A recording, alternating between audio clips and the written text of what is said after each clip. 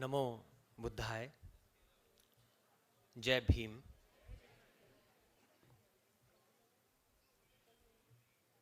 मैंने, चाहे वो थाईलैंड हो, चाहे वर्ल्ड में कोई भी देश हो, ये मैंने उनको बहुत अच्छे से सिखाया हुआ है कि भारत में नमो बुद्धाय अधूरा है जब तक हम जय भीम नहीं कहेंगे।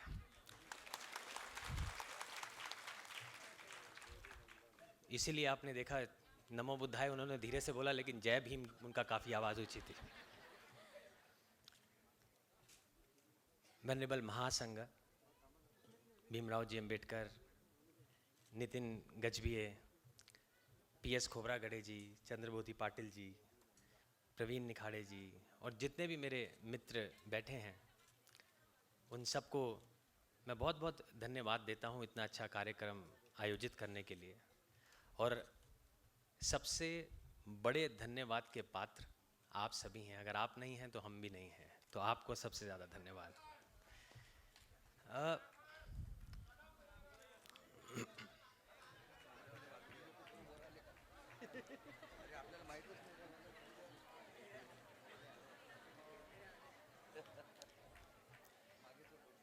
अभी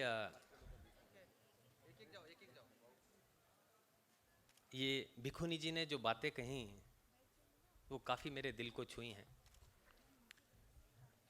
तो उनको मैं यहाँ पर पधारने का बहुत ही दिल से और सबसे ज़्यादा धन्यवाद करता हूँ, क्योंकि फ्यूचर उन्हीं के साथ है। मैं जब यहाँ आया था तो मैंने सोचा था बहुत सारी बातें करनी है, मैंने ये बताना है, ऐसा करना है, वैसा करना है, लेकिन जब तक मेरा नंबर आया तो सारी बातें जो है सबने ऑलरेडी कह दी हैं। चलिए फिर भी अब कुछ बातें तो अब मैं आया हूँ तो करनी पड़ेंगी।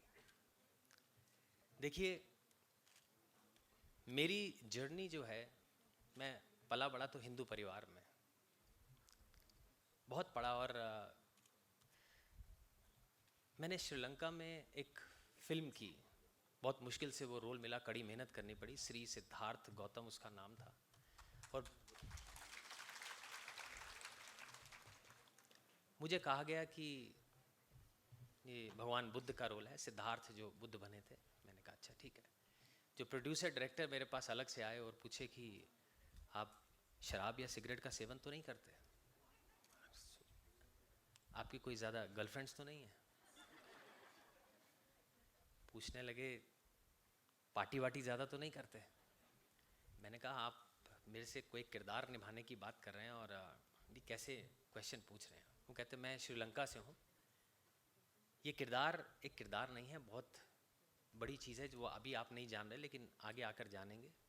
अगर यहाँ कहीं चूक हो गई हमसे किरदार चुनने में भी, तो या तो इंग्लिश में बोलते थे पीपल कैन किस मी और किल मी, कहते बीच का कोई जगह नहीं है, या तो प्यार करेंगे या मार देंगे। तो इसलिए हमें जानना ज़रूरी है कि आप कैसे इंसान हो। प्रोड्यूसर साहब कहते कि मुझे दिल्ली आना है और थोड़ा दिल्ली में काम है, आखिरी क्षण थे, 3 लड़के थे, उनमें से एक फ़ाइनल करना था, तो वो दिल्ली आए। तो मैंने कहा हाँ मैं आपका सारा इंतज़ाम करा दूंगा, आप आइए होटल में, आपका ख्याल मैं करूँगा। तो कहा नहीं नहीं, आपके घर पे रहूँगा मैं आपके साथ। कहा मेरे घर पर रहे? एक हफ्ता वो मेरे घर में इसलिए रहे, ये देखने के लिए कि मैं कैसे परिवार से हूँ, कैसा लड़का हूँ, जो थोड़ा सत्य का उनको ज्ञान हो जाए। उसके बाद उन्होंने मुझे फाइनल किया, जब उनकी संतुष्टि हो गई हाँ ये लड़का काबिल है। अब मैं सोच में पड़ गया, मैं ये सोच में पड़ गया कि अगर इतनी बड़ी बात है तो मुझे अब ये कैरेक्टर निभाना है, तो उनके बारे में पढ़ना तो पड़ेगा। तो मैंने बुद्ध की पूरी जीवनी पढ़ी, धम्म भी पढ़ लिया साथ में, जो किताबें बताई गई वो पढ़ी। और एक किताब है old path white clouds, most venerable Thich Nhat Hanh की किताब है, जो अब नहीं रहे, बहुत ही बढ़िया किताब है। जब धम्म मैंने पढ़ लिया और मैं सोच में पड़ गया कि इतना बड़ा धम्म का जो खजाना है वो कभी हमारे सामने आने नहीं थी क्या, आया ही नहीं कभी आज तक। स्कूल में पढ़ा हूँ, कॉलेज में पढ़ा हूँ, लेकिन बुद्ध को सिर्फ एक शांति का प्रतीक समझकर सामने लाया गया, इससे ज़्यादा कुछ नहीं। ये धम्म की तो बात ही छोड़ दीजिए कि धम्म क्या है वो तो मैं जानता ही नहीं। तो मैंने कहा ये तो एक नॉर्मल इंसान का जीवन पूरे तरीके से बदल सकता है, ये तो इतनी पावरफुल चीज़ है, लेकिन सामने क्यों नहीं आई। सोच में पड़ गया, लेकिन ठीक है, जान चुका था, चक्षु खुल चुके थे, मेडिटेशन कर रहा था लगातार। कहीं मंक्स ने भी बहुत अच्छी शिक्षा दी थी उस दौरान, और फिल्म बनाई गई। फिल्म ने सारे रिकॉर्ड तोड़ दिए, आते ही 70 साल के रिकॉर्ड। कुछ लोग ऐसे भी आए थे कि भाई एक लड़का बुद्ध का किरदार कोई ह्यूमन बीइंग कैसे कर सकता है, नहीं हो सकता। कुछ लोग पूरा बगावत करने के लिए पहला शो देखने के लिए हॉलों में आए थे, और प्रधानमंत्री भी आए थे इनॉग्रेशन के लिए। लेकिन पहला सीन आते ही सब सीन देखते रह गए, और जब वो बाहर गए तो सबकी आंखों में आंसू थे। ये किरदार जब मैंने किया, ये सारी जगह फिल्म हिट हुई, तो मुझे लगा अब समय आ गया है। अब समय आ गया है कि असली बुद्धिस्ट बनने का। असली बुद्धिस्ट कौन? जो धम्म का प्रचार प्रसार करे, नहीं तो आप बुद्धिस्ट नहीं है। मैं कहूँ मैं बुद्धिस्ट हूँ, मैं बुद्धिज्म के बारे में जानता हूँ, इसलिए मैं बुद्धिस्ट हूँ। मैं गलत हूँ। मैं बुद्धिज्म को मानता हूँ और मैं कहूँ मैं बुद्धिस्ट हूँ, तो भी मैं गलत हूँ। अगर मैं एक पर्चा दिखा दूँ, आई एम अ बुद्धिस्ट, ये रहा मेरा सर्टिफिकेट, तो भी मैं गलत हूँ। बुद्धिज्म सिर्फ आचरण की बात करता है। अगर आप धम्म का आचरण करते हैं तो ही आप बुद्धिस्ट हैं, नहीं तो आप बुद्धिस्ट नहीं हैं।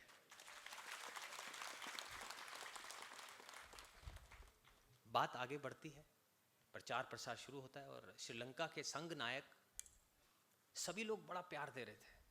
संघ नायक ने मुझे मिलने से इनकार कर दिया। मैंने कहा ऐसा क्यों? कह रहे आप गगन की बात कर रहे हैं, वो तो मुझे ऐसा लगता है वो लड़का जो है खुशियां बांटने की कोशिश कर रहा है, लेकिन वो खुद ही खुश नहीं है। तो ये बात समझ में नहीं आई मुझे भी। मैं भी सोच में पड़ गया कि ऐसा क्यों कहा उन्होंने कहा ये बात कह रहे हैं कि धम्म फॉलो करो, धम्म फॉलो करो। अरे वो खुद ही बुद्धिस्ट नहीं है, वो धम्म का प्रचार प्रसार कैसे कर रहा है? तो बात समझ में आई। तो मैंने कहा दिल दिमाग से तो बुद्धिस्ट उसी दिन हो गया था जिस दिन धम्म पढ़ लिया था, लेकिन मैंने कहा चलो एक ऑफिशियल सर्टिफिकेट भी बनाना है। तो मैंने 2014 में मैं श्रीलंका में बौद्ध हुआ पहले। उसके बाद काफ़ी सारे देशों में फिल्म दिखाई, कई फिल्म ने इनाम भी जीते, यूनाइटेड नेशंस ने भी दिए। लेकिन मैं ये सोच चुका था कि मैं अपना जीवन जो है समर्पित करूंगा बुद्धिज्म के लिए। अब मैं जहाँ जाऊँ एक ही प्रश्न, केवल एक प्रश्न, कि बुद्ध तो भारत के बेटे हैं, और भारत में बुद्धिस्ट पॉपुलेशन इतनी कम क्यों है, और उसके लिए आप क्या कर रहे हैं? यही प्रश्न। बाकी सभी प्रश्नों के उत्तर थे मेरे पास, ये प्रश्न का उत्तर नहीं था। क्योंकि फिल्म करने के बाद, बौद्ध होने के बाद भी मैं इंडिया अभी तक आया ही नहीं था, वहीं से वहीं घूम रहा था। मैंने कहा ये तो मुझे जानना पड़ेगा। फिर मैं भारत आता हूँ। अब भारत में आता हूँ तो मैं रूबरू होता हूँ बाबा साहब अम्बेडकर जी से। उनके बारे में भी आप मानेंगे नहीं, मुझे इतना पता था कि हमारे स्कूल में 14 अप्रैल को बाबा साहब जयंती की एक छुट्टी होती है इसके, और संविधान उन्होंने लिखा था, बस। और वाकई में अगर मैं आपको सच बताऊं, आप किसी भी पब्लिक स्कूल के बच्चे को या किसी और धर्म के बच्चों से बात करेंगे ना, उनको इतना ही पता होगा, और ये सत्य है। वो उनको लगेगा कि हाँ बाबा साहब अम्बेडकर, हाँ constitution was written by him, उन्होंने लिखा था। और एक छुट्टी होती है उनके 14 उनकी जयंती के दिन, एक आधा ऐसे भी आ जाता था कई बार। फिर मैंने पढ़ा, और जब मैंने उनके बारे में पढ़ा तो मेरे इंस्पिरेशन, मेरे रोल मॉडल, मेरे जिसे कहते हैं जीवन में एक नई ऊर्जा आ गई। मुझे अपने सपने सच होते दिखने लगे उनको पढ़ने के बाद। वो कैसे बताता? मैंने सोचा कि अगर एक इंसान के साथ इतनी एक्सप्लॉयटेशन की गई हो, इतना भेदभाव किया हो, जिसने इतनी कड़ी मेहनत उस भेदभाव के बावजूद की हो, साथ पढ़ने नहीं देने दिया जा रहा, पीने खाने पीने खेलने कुछ नहीं साथ करने दिया जा रहा, हर एक छोटी चीज़ के लिए स्ट्रगल है, उस इंसान ने उसी देश का संविधान लिख दिया। सोच में पड़ा, वो देश ने, उस इंसान ने अपना नाम इतना बड़ा कर दिया, अपनी लाइन इतनी बड़ी कर दी कि तस्वीर लगती है तो चाहे या ना चाहे, चाहे हिंदू है, मुस्लिम है, सिख है, ईसाई है, अपने आप उनके इस तस्वीर के आगे सर झुक जाता है।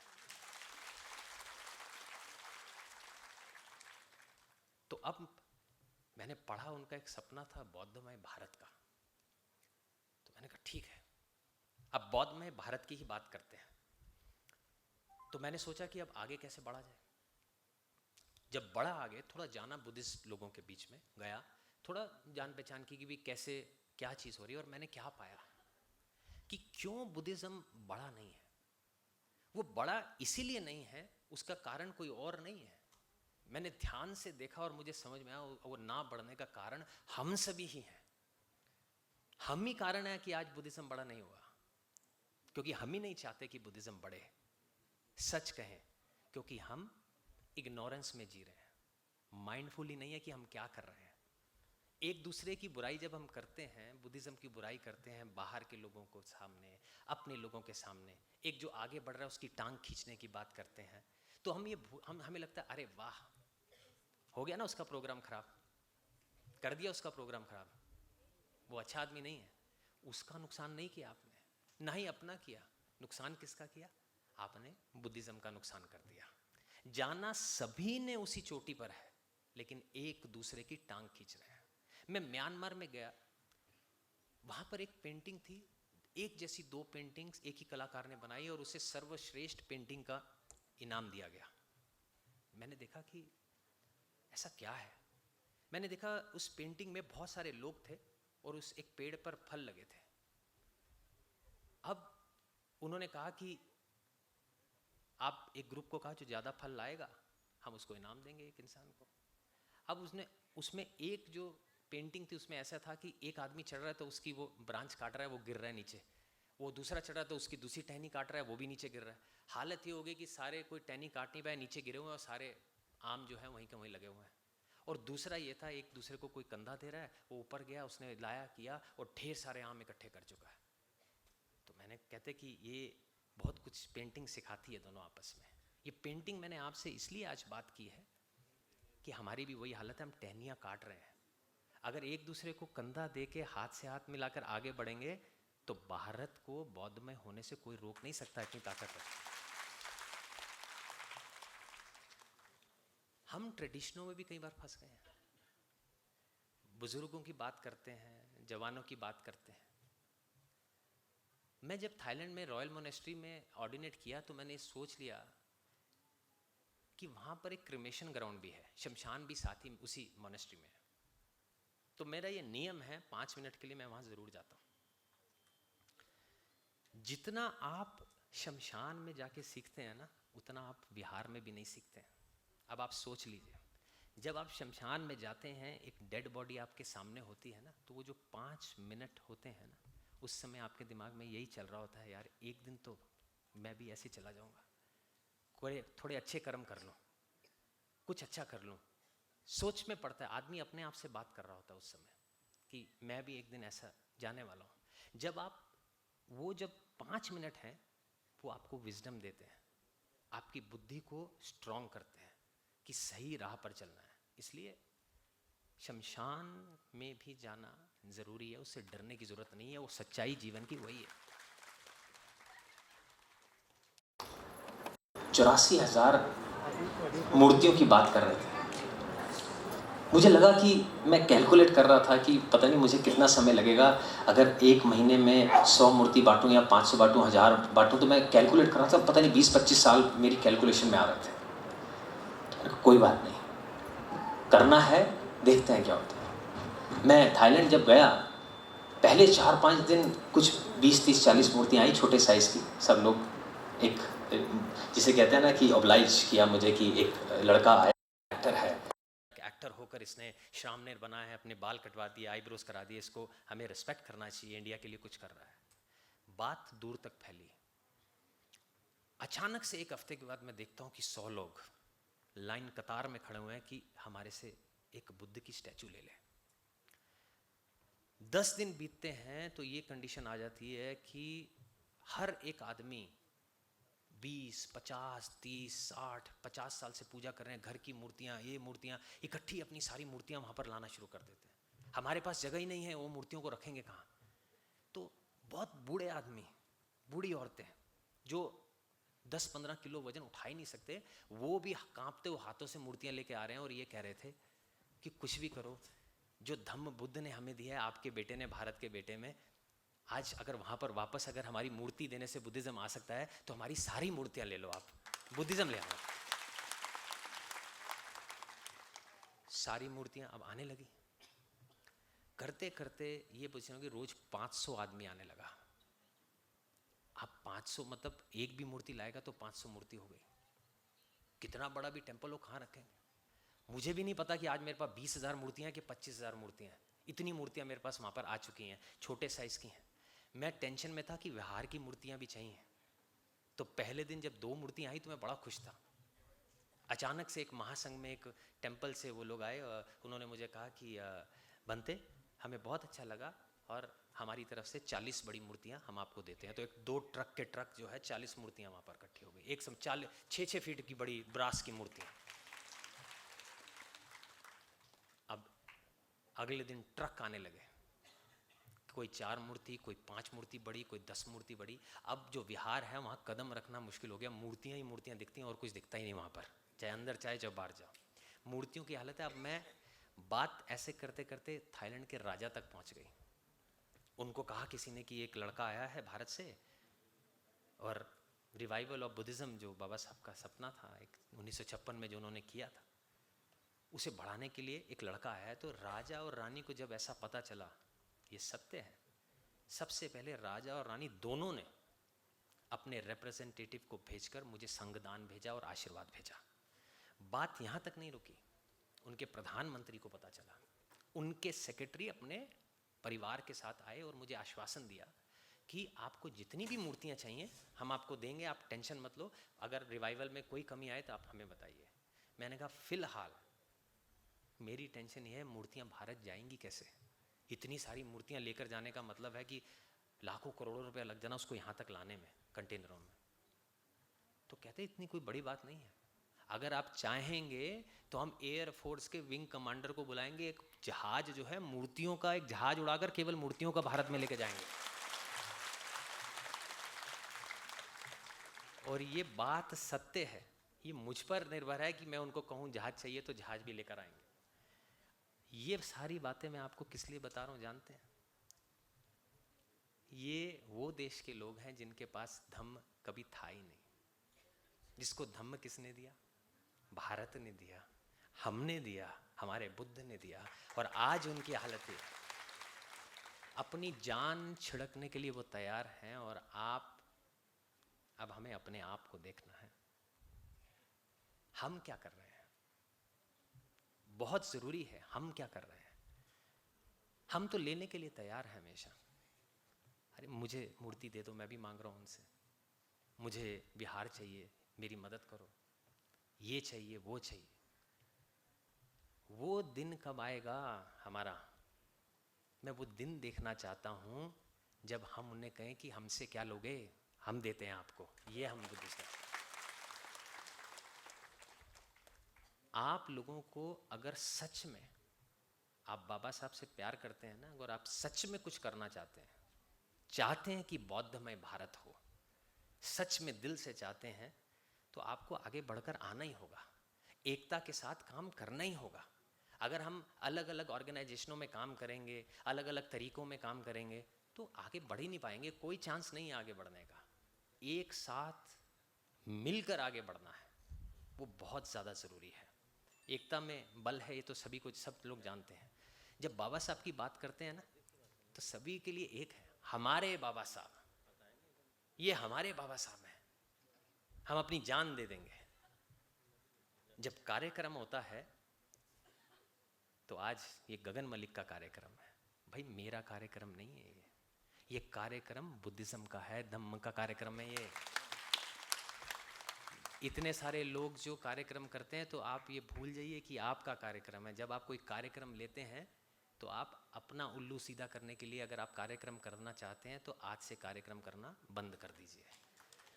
कार्यक्रम अगर करना है तो धम्म के प्रचार प्रसार के लिए, सोसाइटी को कुछ देने के लिए अगर आप काम करना चाहते हैं तो ज़रूर करिए, और सबको उनका साथ देना ही चाहिए, और वो सबसे ज़रूरी है। अब भिक्खु संघ की बात करते हैं, भिक्खुनी संघ की भी बात करते हैं। ये बात तो गलत कही नहीं जा सकती कि जिस तरीके से फीमेल्स डिसिप्लिन रखती हैं, अगर कंपेयर किया जाए टेक्निकली भी, तो मेल उतने तरीके से डिसिप्लिन में नहीं रह सकते। तो हमें हमेशा ये बात याद रखिए, अगर भिक्खुनी संघ हमारे साथ नहीं होगी तो हमारी तरक्की होना बहुत मुश्किल है। उन्हें साथ रखना ही होगा और पूरी इम्पोर्टेंस देनी होगी अच्छे से। अब बात करते हैं कि संघ की। उन्होंने सबने कहा कि काफ़ी सारी संघ हैं, बात उन्होंने कही, लेकिन मेरा सपना जो मैं आपको बता देता हूँ, जो मेरा संकल्प भी है, एक महासंघ का निर्माण करना। एक ऐसी महासंघ जिसमें एक संघ राजा भी हो, और वो महासंघ जितने भी बुद्धिस्ट राष्ट्र हैं उनके साथ उनका एफिलिएशन कराना मेरा काम होगा।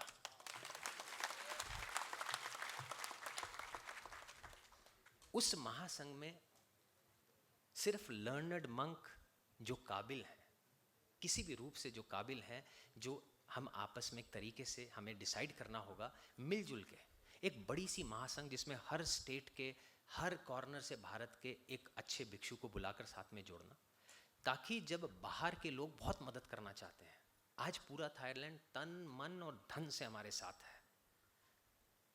अगर हमने अच्छी महासंघ का निर्माण किया तो महासंघ के जनरल सेक्रेटरी जाएंगे, उनकी महासंघ उनसे बात करेगी, वो कहेंगे जी मेरे एरिया में 3 विहार हैं, ये 2 विहार हैं, यहाँ मूर्ति चाहिए, यहाँ धम्म स्कूल चाहिए, यहाँ भिक्षु ट्रेनिंग सेंटर चाहिए, यहाँ पर ऐसा होगा। जब वो महासंघ बात करती है ना, तो उनको मालूम है कि यही एक महासंघ है जो आगे सारा प्रसार करेगी। एक हो गए ना। अगर वो सिचुएशन हम ले आते हैं, वो अगर सिचुएशन हम ले आते हैं तो कार्य करने बहुत आसान हो जाएंगे, और जितने भी बौद्ध राष्ट्र हैं वो हमारी मदद को आगे आने के लिए तैयार हो जाएंगे। जहाँ बात अच्छे और बुरे की बात करते हैं ना, कई बार लोग कहते हैं कि अच्छे भिक्षु और बुरे भिक्षु। अरे अच्छे भिक्षु और बुरे भिक्षु, अच्छे फादर और बुरे फादर, अच्छे पंडित बुरे पंडित, अच्छा इंसान बुरा इंसान, अच्छा सिख बुरा सिख, कोई जितने भी धर्म गुरु हैं हर जगह अच्छे और बुरे तो हर जगह ही हैं। किसको रोकोगे? तो खाली भिक्षु में नहीं है कि कोई भिक्षु अच्छा है और खराब है। हमें हर इंसान को, चाहे वो भिक्षु है चाहे आप हो, करुणा की नज़र से देखना है। हमारी जीत ये नहीं है कि हम कहें अरे ये तो भिक्षु खराब है, इसने ऐसा कर दिया। हमारी जीत उसमें है कि अगर कोई भिक्षु गलत राह पे है तो उसे सही राह पर लेकर आना, वो जीत है। आज हम बहुत सारी चीज़ें बदलने की बात कर रहे हैं। ये होना चाहिए, अगर बुद्धिज़्म का प्रचार प्रसार करना है तो ऐसा होना चाहिए, वैसा होना चाहिए, भिक्षु संघ बदलना चाहिए, एक महासंघ होना चाहिए, उपासक उपासिका, सारी बातें मुझे समझ में आ रही हैं, ये होना चाहिए। लेकिन सबसे पहले क्या होना चाहिए? सबसे पहले वो जो बदलाव है वो हम में होना चाहिए, पर्सनल। अब हम बात करेंगे सबको बदलने की। खुद तो हम खराब हैं और हम चले हैं संसार को बदलने के लिए। बौद्ध में भारत की बात करते हैं, पहले 5 शिला जो हमारी हैं उन्हीं को ही सोच लीजिए। मैं दावे के साथ कहता हूँ कि अगर आप ध्यान से देखेंगे, शायद उसमें मैं भी शामिल हूँ। मैं कोई अपने आप को बढ़ा चढ़ा कर नहीं बात कर रहा, मैं भी शायद उसमें शामिल हूँ। क्या हम वाकई में 5 शिलाओं का पालन करते हैं? नहीं। सच्चाई तो यही है, अपने आप से आप झूठ मत बोलिएगा, सच्चाई यही है। अब पक्के बुद्धिस्ट कैसे हो, आचरण वाले कैसे हो? मैंने पूछा एक बनते से वहाँ पर कि मैं चाहता हूँ कि शिला फॉलो करूँ, अच्छा बुद्धिस्ट बनूँ, सारी चीज़ें फॉलो करूँ, लेकिन मेरा जो दिमाग है ना, आप मुझे बोलते हो विहार की तरफ जाना है और मेरा दोस्त बोलता है आ जाओ आज रात को पार्टी करेंगे, गाएंगे, ऐश करेंगे, तो मेरा ध्यान वहीं जाता है पार्टी की तरफ, मेरा ध्यान जाता ही नहीं विहार की तरफ। मेरा दोस्त बोलता है कि यार एक काम करते हैं, आज जो है दम्म की चैंटिंग करेंगे, लेकिन मेरा दिमाग तो जाता है बॉलीवुड के गाने सुनूं, मैं एक्टर हूँ, बड़ा मज़ा आता है मुझे वो सुनने में। अब यहाँ पर ये चैंटिंग होती है तो बोर हो जाता हूँ। अब आप बात करें कि मेडिटेशन करते हैं, मुझे मेडिटेशन में मज़ा नहीं आता। अगर मेरा मन करता है मैं कमरे में जाऊँ और AC चला के सो जाऊँ, वो मेरे लिए सबसे अच्छा है, उससे बढ़िया क्या मेडिटेशन है। तो उसके लिए क्या करूँ? ये सभी का ऐसे ही मन करता है, ये अकेला मैं नहीं हूँ। उसके लिए क्या करना है? ये रास्ता तो सबने बता दिया कि यहाँ जाओगे तो ऐसा होगा, करूँ क्या? तब उन्होंने कहा कि ये जितनी चीज़ें हैं, इन सभी चीज़ों के लिए आपको अपने दिमाग को स्ट्रॉन्ग करना होगा। और उसके लिए उन्होंने मुझे 3 चीज़ें बताई। उन्होंने कहा तेरा जो दिमाग है, या तेरा क्या ह्यूमन बीइंग का जो दिमाग है, वो एक खुले, एक आप ये समझ लिए एक राजा का एक पैलेस है जिसकी कोई 4 दीवारी नहीं है, और बीच में राजा बैठा हुआ है, और मारा रूपी जितने भी हैं उसे अटैक करने के लिए तैयार है। मारा कौन? जेलसी, हेट्रेड, गुस्सा, ईगो, स्वार्थी इच्छाएं, ये जो चाहते हैं गलत राह पे चलने की, ये सारे मारा हैं। ये उनके लिए तो आसान है, ना दरवाजे हैं, ना खिड़कियां हैं, ना पर्दे हैं, सब लोग आ ही जाएंगे। आपने तो वेलकम सभी को करना है, क्योंकि है ही नहीं खिड़की दरवाजे। तो तो मैंने कहा खिड़की। कह रहे जब खिड़की दरवाजे बना दोगे तो वो नहीं आएंगे। मैं कहा नहीं समझा। धम्म क्या कहता है? कह रहे धम्म ये कहता है सती, समाधि और पन्या। समाधि जब आप करेंगे मेडिटेशन, अच्छा मेडिटेशन के लिए आगे बढ़ने से पहले बता दूं, ये बहुत ज़रूरी टेक्निकल बात है, ध्यान रखिएगा। मेडिटेशन का मतलब होता है कॉन्सेंट्रेशन। मेडिटेशन तो अंग्रेज़ों ने शब्द दे दिया, कॉन्सेंट्रेशन। लेकिन जब हम कॉन्सेंट्रेशन की भी बात करते हैं, मेडिटेट करते हैं आंखें बंद करके, तो जब आप कॉन्सेंट्रेट कहते हैं सांस की तरफ कॉन्सेंट्रेट करो, ध्यान दो सांस को।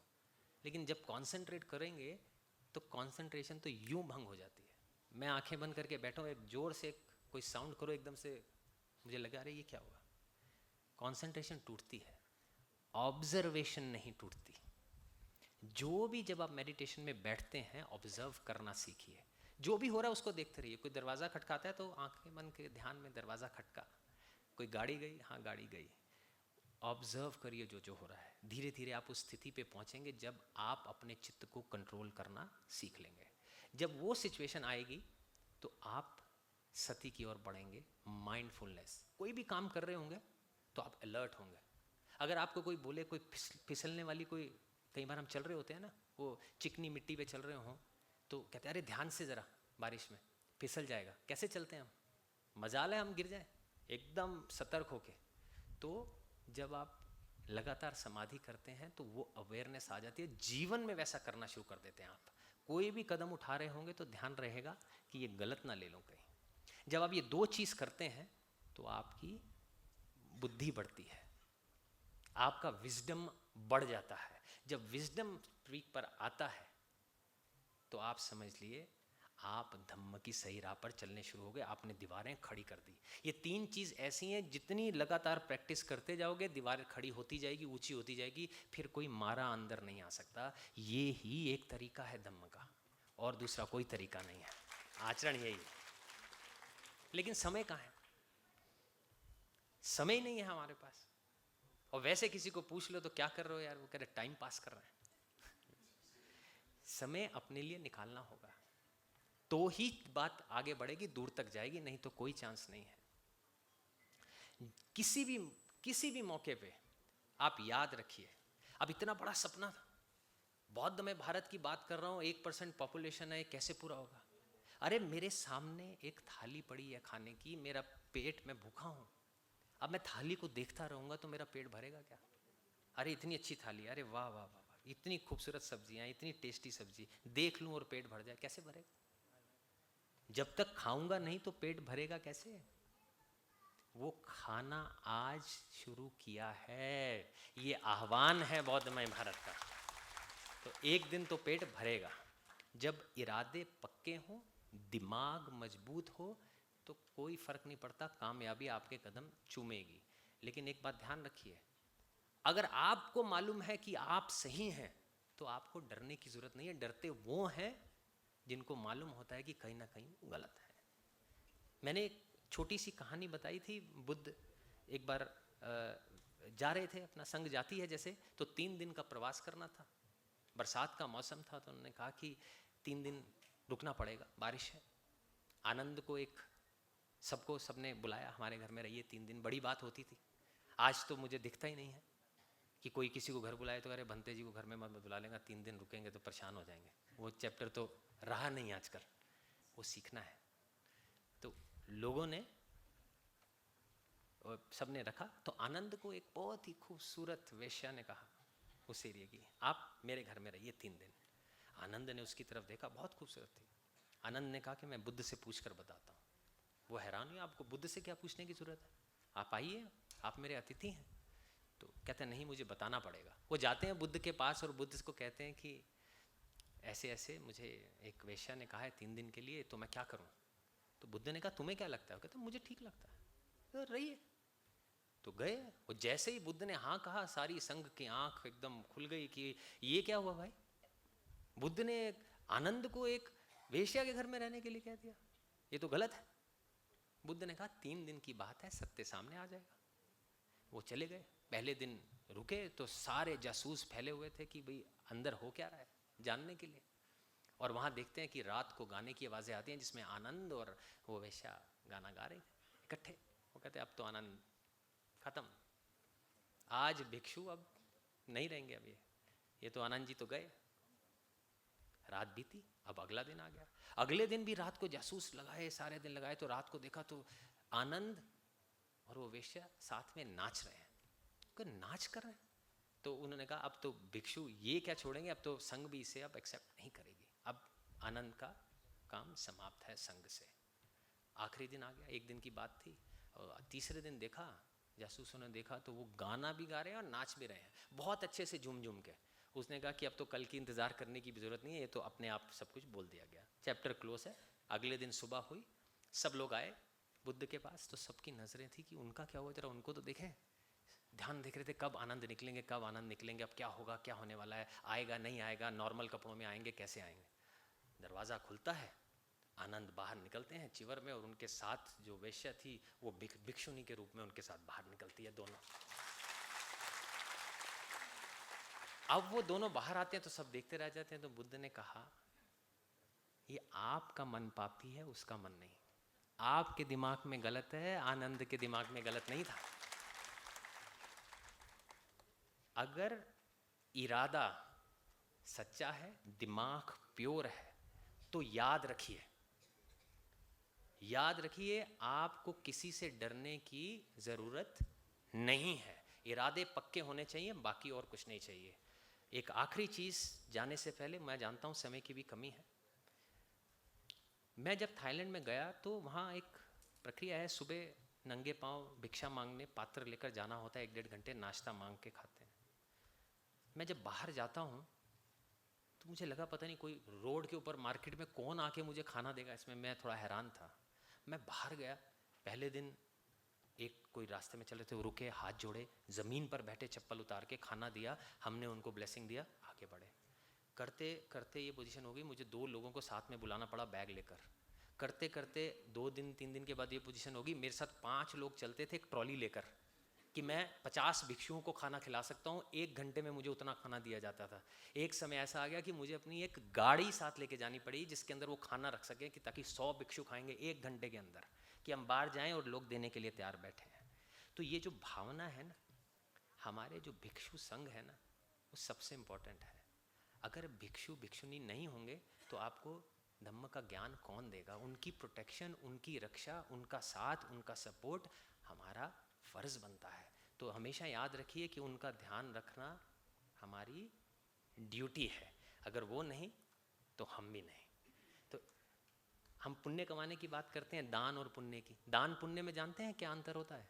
दान तो आप अभी बाहर जाएंगे तो दान कर देंगे कि ये लो 10 रुपये दान दिए, 100 दिए, नेट पे बैठेंगे आज मैंने 5000 दान कर दिए, वो दान है। थाईलैंड में कहते हैं मैं आज बिहार में आया हूँ पुण्य कमाने। मैंने कहा यार कर तो ये भी दान ही रहे हैं, संघ आया दान। कह रहे नहीं, ये दान नहीं है, ये पुण्य है, ये पुण्य कमाया उसने। मैं कहा वो कैसे, ये भी समझा दो। कह रहे इसमें 3 चीज़ बढ़ती हैं। कैसे 3 चीज़, कौन सी? कह रहे पहली इसमें जनरोसिटी ग्रोथ होती है। मैंने कहा जनरोसिटी ग्रोथ, देने की भावना बढ़ती है। जब आप बिहार में जाते हैं, अपने हाथ से कुछ देते हैं, खाना खिलाते हैं, कोई भी चीज़ करते हैं या दान करते हैं, आपको अच्छा लगता है बिहार में आके, आपने कुछ अच्छा काम किया।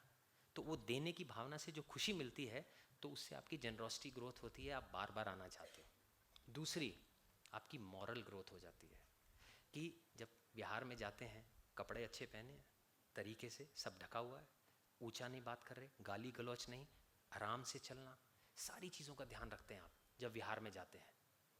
आई होप रखते हैं। जब हम बिहार में जाते हैं तो उससे क्या होता है, आपकी मॉरल ग्रोथ हो जाती है, आप एक डिसिप्लिन इंसान बनना शुरू होते हो। जितनी बार रहोगे अच्छा लगेगा, जब डिसिप्लिन के साथ रहेंगे जीवन अच्छा है। तीसरी, स्पिरिचुअल ग्रोथ होती है। जब वहाँ जाएंगे तो धम्म का ज्ञान मिल सकता है, आप बुद्धिज़्म के प्रति और स्ट्रांग हो सकते हैं। तो उससे धीरे धीरे जब वो सारी चीज़ें होती हैं तो और ज्ञान की तरफ आप बढ़ते हैं, आपकी स्पिरिचुअल ग्रोथ होती है। जब ये तीनों का मिश्रण होता है उसे कहते हैं पुण्य कमाना। तो ये होता है पुण्य कमाना और दान में फ़र्क। इसलिए बिहार जाना, उनकी रक्षा करना, ये सब कुछ करना, वो सही मानने में पुण्य कमाना है। तो वो मौका आप मत छोड़िएगा। और आखिरी बात, आज जो हम यहाँ पर हैं ये हमारे पिछले जन्मों के अच्छे कर्म हैं कि आज हम यहाँ पर बैठकर ये धम्म देशना सुन रहे हैं, लाखों लोग नहीं सुन पा रहे, आप लोग सुन रहे हैं। और जो बुद्धिस्ट पैदा हुए हैं, ये भी पिछले जन्मों के कोई अच्छे कर्म है, नहीं तो एक इंसान बुद्धिस्ट पैदा नहीं हो सकता। तो आप सब अपना ख्याल रखिए। मैं आप सभी को बड़े ही दिल से आप सबको धन्यवाद करता हूँ कि आप नहीं आते आज, शायद तो ये कामयाबी नहीं होती। जो मैं उन्हें दिखाना चाहता था कि देखो हमारे बुद्धिस्ट लोग कैसे हैं, वो मैं शायद नहीं दिखा पाता अगर आप लोग नहीं आते। आप आए हो, इसलिए दिल से हाथ जोड़कर आपको मैं धन्यवाद करता हूँ। और फाइनली यही कहूँगा कि जितनी चीज़ें खोपड़ागढ़े साहब इन सब ने कही हैं, उन्हें पूरा करने की पूरी कोशिश करूँगा। आप मेरा साथ दो, मैं आपको बौद्धमय भारत दूंगा।